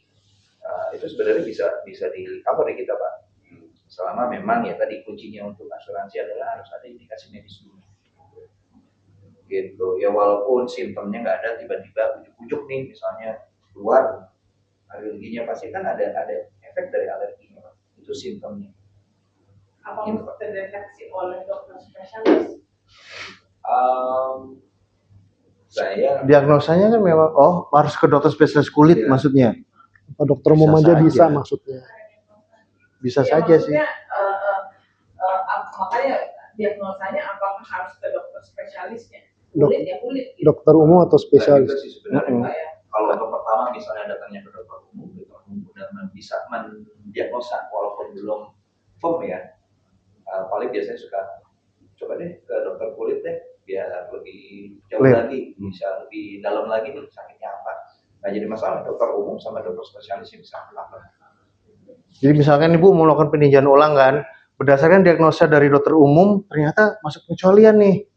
Terus Ibu ingin coba banding gitu, terus Ibu datang ke dokter spesialis kulit untuk minta diagnosa lebih lanjut, bisa saja itu, Bu. Kasusnya kalau berbeda ya. Ya. Kalau di tomcat gimana? Ya tapi kan ada Bisa keluar digigitnya di tandanya mata. kan, bentol kan. Nah itu tandanya ya itu bisa jadi sebagai Itu kita obatin. Tapi kalau Ibu pengen, aduh bentolnya bikin jelek nih, pengen cepet-cepet. Jadi bisa. Bisa. aja. Karena si tomcat tuh yang paling Nggak harus kan. si tomcatnya didatengin kan. Tahu tomcatnya di mana ya? Gigit gitu kan. Kayak ini nih, contoh paling gampang nih. Pokoknya nggak bisa kalau yang termasuk estetika kalau dibikin cakep lagi gitu. Ya, Iya. mau diputiin lagi. Ini nggak nih bisa. Bu, di leher saya ada nih, hitam-hitam nih. Ini kalau mau saya, papiloma. Iya. Kalau mau saya cabut nih, itu asuransi nggak akan cover. Karena masuk ke dalam Estetika. estetika. Tapi kalau misalnya tumbuhnya di sini nih, di mata atau di hidung, jadi mengganggu penglihatan. Atau mungkin tumbuhnya di telinga yang bikin sakit, ada indikasi medisnya, itu di cover. Kalau misalnya udah dari dulu ada, sekarang mau di ini. Itu estetika banget, Bu. Mm-mm. Kecuali ada beberapa tai lalat yang nggak ganggu dan dia kadang suka gatel, terus memerah, terus ada Nyeri. nyeri. Oh, itu Itu ya. bisa. Tapi kalau tai lalatnya misalnya kayak enolarian kan tahu ya.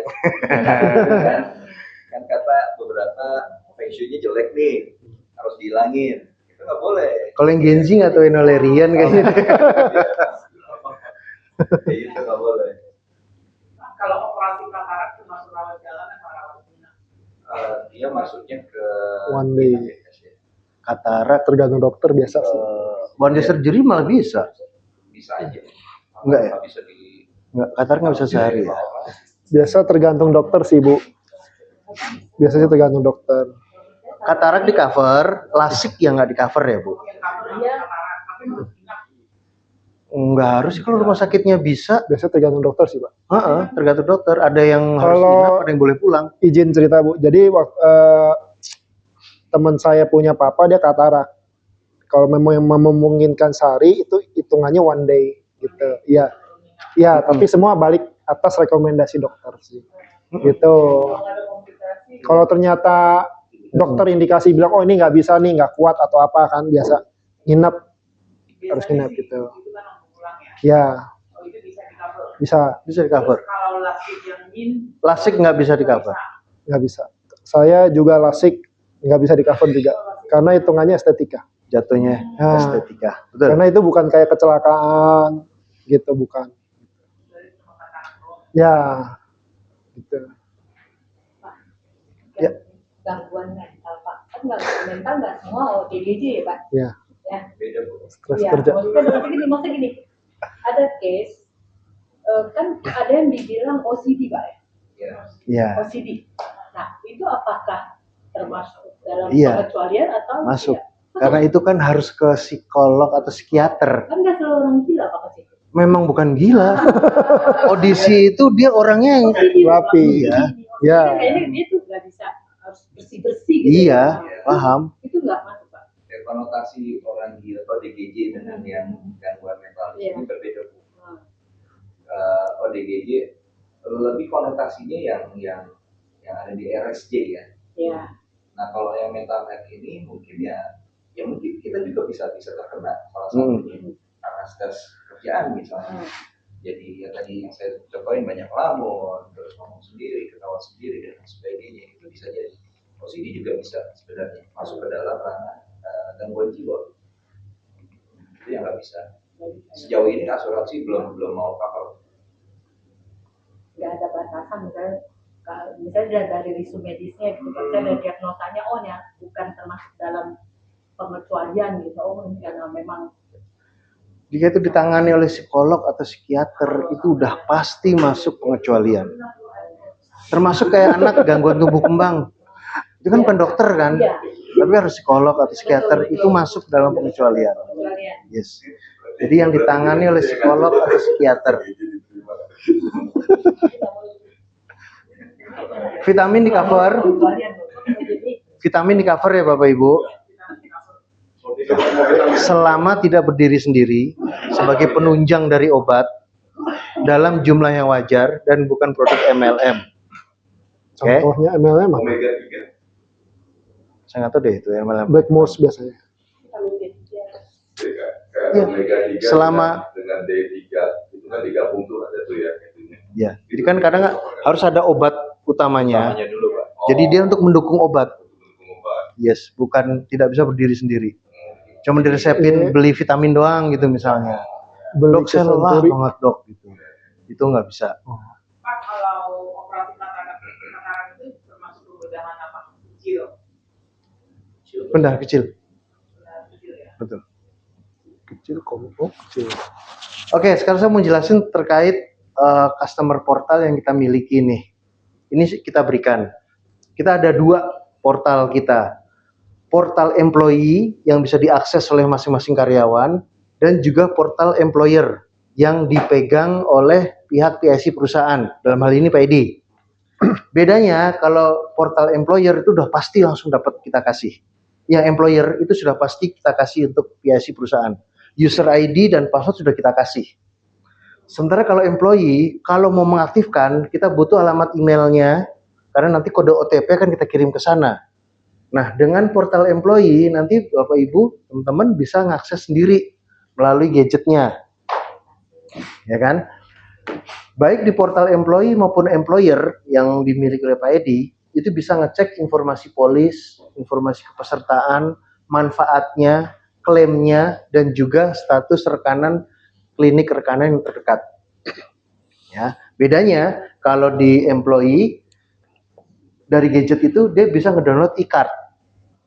Jadi kalau kartu aslinya kelingsut atau tadi udah jelek, nggak kebaca, setidaknya e-card selalu disimpan di device. Meskipun saya harus bilang, belum semua rumah sakit dan klinik rekanan kita punya device untuk menerima e-card kita. Tapi kalau di Jakarta sih sudah bisa bilang aman. Tapi kalau di luar kota bisa jadi mungkin dia belum terima e-card kita. Dan yang menjawab pertanyaan Ibu tadi, kalau sudah ngaktifin portal, dia bisa mengajukan klaim reimbursement secara e-claim. Jadi cukup difoto, diupload, kirim. Jadi nggak perlu dokumen aslinya dikirim. Lebih cepat, ya, karena kan meminimalkan biaya pengiriman. Ya. Dan untuk rawat jalan itu unlimited. Berapapun klaimnya bisa difoto. Tapi kalau untuk rawat inap ada batasan 10 juta. Lebih dari 10 juta dokumen asli tetap wajib dikirim. Gitu. Tapi kalau rawat jalan cukup foto, upload, kirim, foto, upload, kirim. Nah, kalau yang portalnya Pak Edi, portal employer, ini menunya lebih banyak, karena kalau di employee kan di device hanya bisa ngelihat punya Masing-masing. masing-masing. Kalau PD bisa ngeliat semuanya. Jadi informasi klaimnya bisa kelihatan semua. Bisa ketahuan nih siapa yang rajin sakit. Apalagi sakitnya Yang tiap rajin hari Jumat atau hari Senin. Oh, bisa ngeliat tuh PD.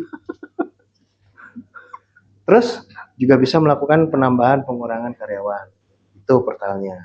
Nah, bisa juga diakses melalui website kita pruworks.prudential.co.id, pilihnya yang Pruworks employee untuk karyawan atau Pruworks employer yang untuk HR.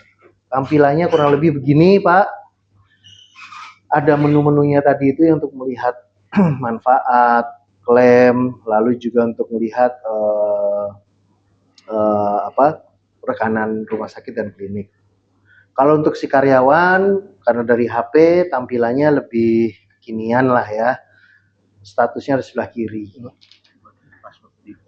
Nah, kalau mau mengaktifkan Tanya dulu deh. portal employee-nya, setelah kita dapetin emailnya, kalau bisa langsung sekaligus ya, jangan satu-satu, biar langsung kita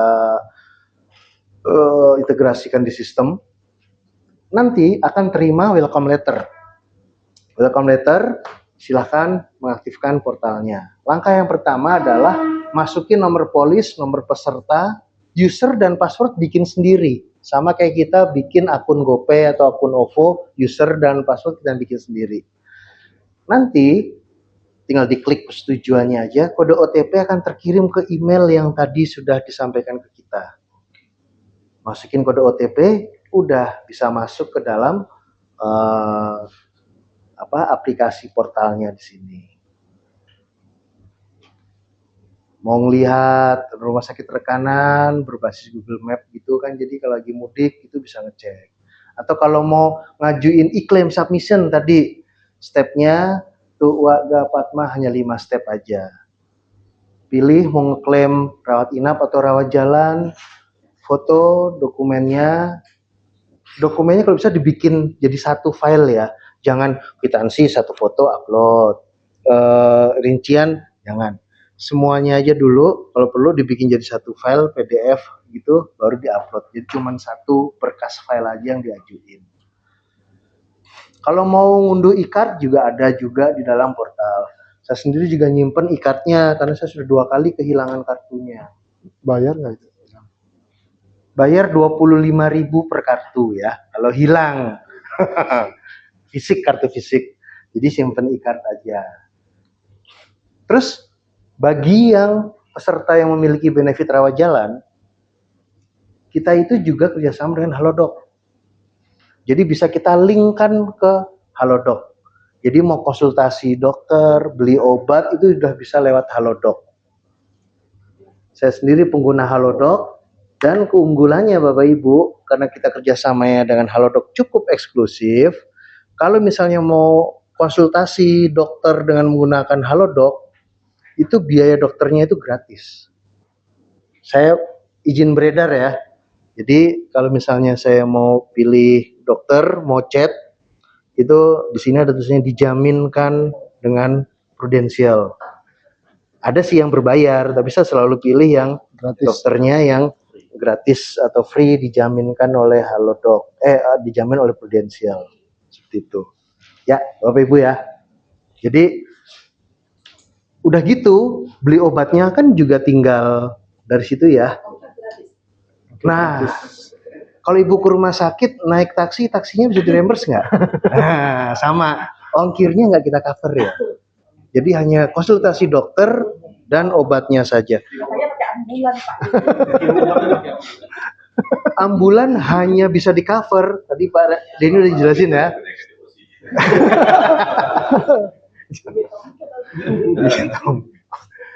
Oke, di sini juga ada call centernya si Halodoc juga, tapi gampang sih untuk untuk linkin, cuman 5 step juga. Download aplikasi Halodoc, klik profile, klik link your insurance, klik Prudential, masukin nomor polis, nomor peserta, nama, tanggal lahir, sling, udah bisa dimanfaatkan.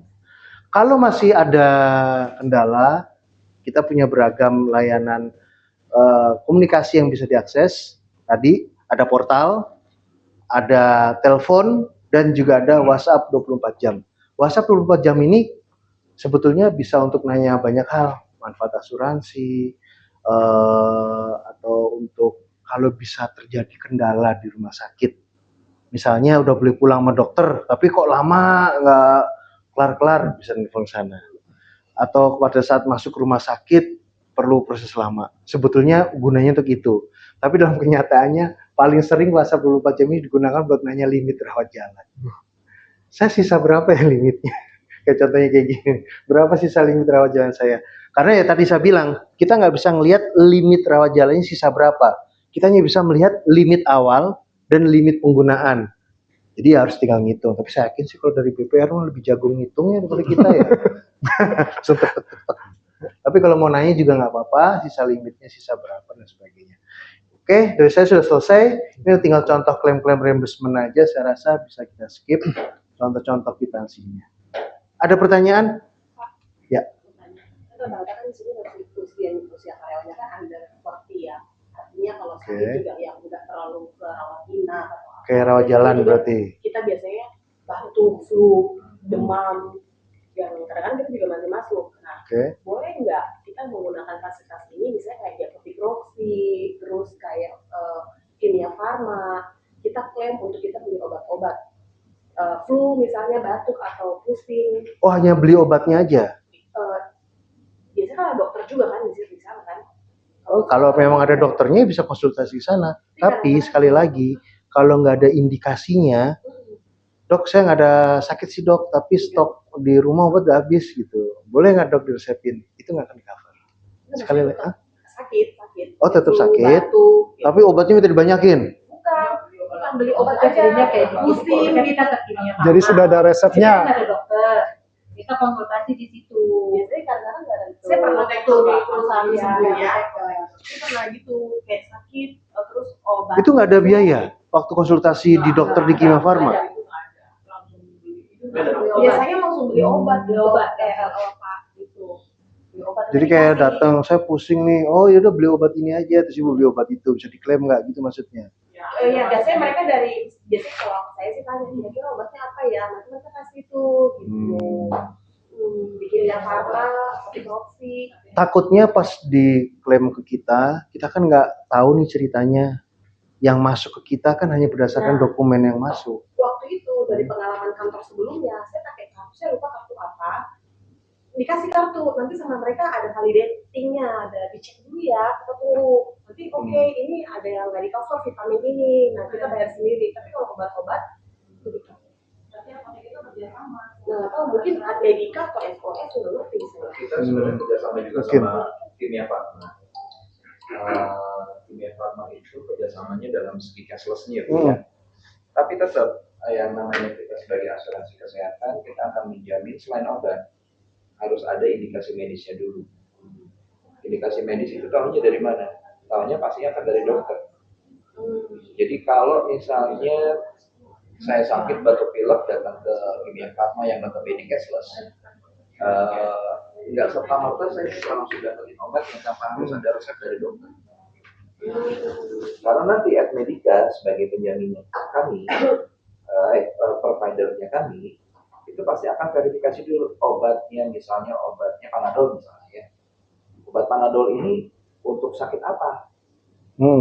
Artinya kan akan merujuk ke indikasi medisnya. Biasanya dari keluhan. Keluhan itu kan keluar biasanya informasi dari dokter ke si apoteknya, ke Kimia Farmanya. Itu yang bisa dijamin. Tapi kalau misalnya cuma keluhan aja tanpa ada indikasi medis dari dokter atau rujukan dari dokter, itu nggak bisa.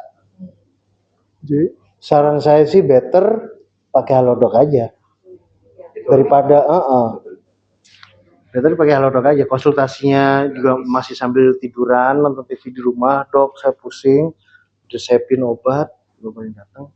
Daripada udah datang ke apotik, nanti klaimnya bisa ditolak karena dianggap kurang lengkap, nggak ada diagnosanya, nggak ada tanda tangan dokter dan sebagainya. Mungkin di tempat yang dulu dia punya kerjasama khusus ya, apotik dengan SOS atau lain sebagainya. Oke, ada pertanyaan lagi Bapak Ibu? Silakan. Kopi resep. Ngulang. ambil Bisa kalau itu untuk penyakit yang memang memerlukan pengobatan rutin dengan obat yang rutin. Jadi kita cover kopi resep ITER namanya, itu sampai dengan 3 kali nebus, termasuk pembelian pertama. Tapi kalau misalnya Bapak pernah sakit kepala, lalu diresepin Panadol misalnya, terus 2 minggu kemudian puyeng lagi beli Panadol dengan kopi resep itu yang nggak bisa. Karena kalau pusing, diagnosanya bisa jadi datang dari berbagai macam penyakit yang berbeda kan. Jadi saran saya tetap harus ke dokter. Tapi kalau untuk penyakit-penyakit apa sih biasanya diabetes ya, yang perlu obat untuk selama 3 bulan misalnya, kan sekali beli kan mungkin udah habis nih sebulan besok beli lagi, itu bisa pakai kopi resep ITER.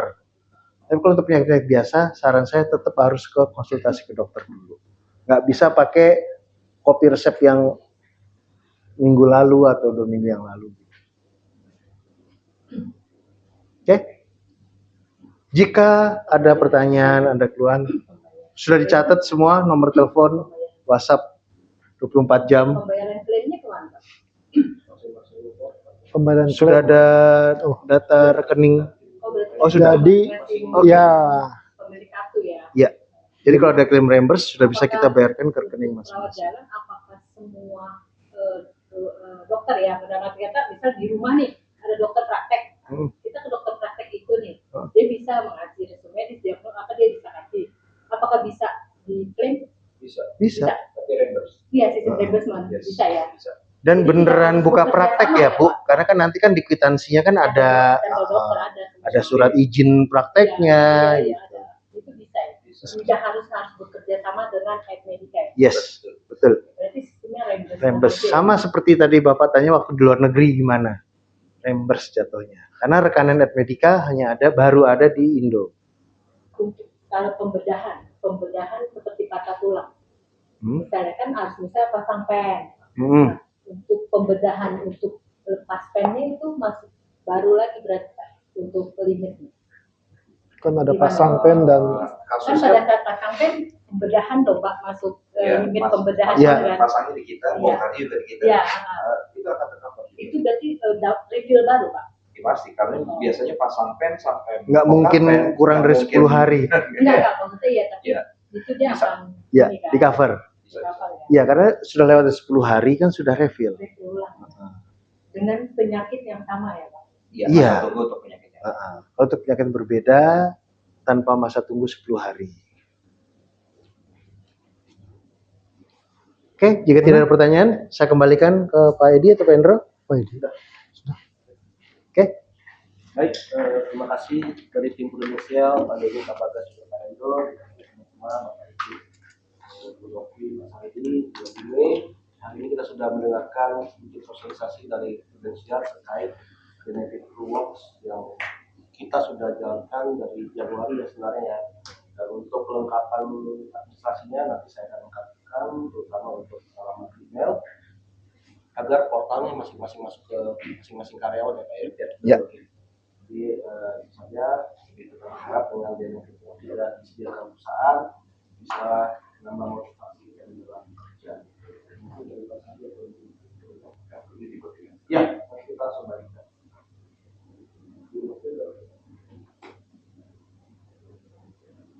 Walaupun kita ada asuransi, paling baik itu adalah di health. Jadi kita tetap harus jaga kesehatan masing-masing ya. Ya.